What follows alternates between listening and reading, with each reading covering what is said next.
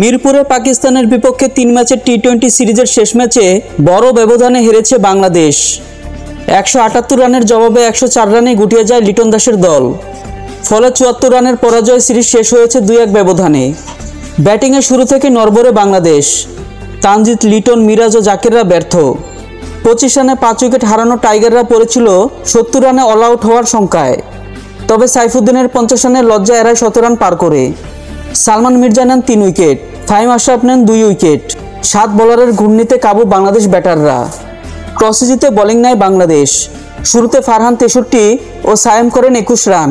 পরে হাসান নওয়াজের 33 ও নওয়াজের 27 রানে 178 পর্যন্ত পৌঁছায় সফরকারীরা।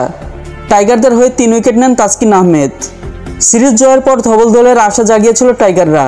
তবে শেষ ম্যাচে ব্যাটিং বোলিং 2 বিভাগেই হতাশ করল দল।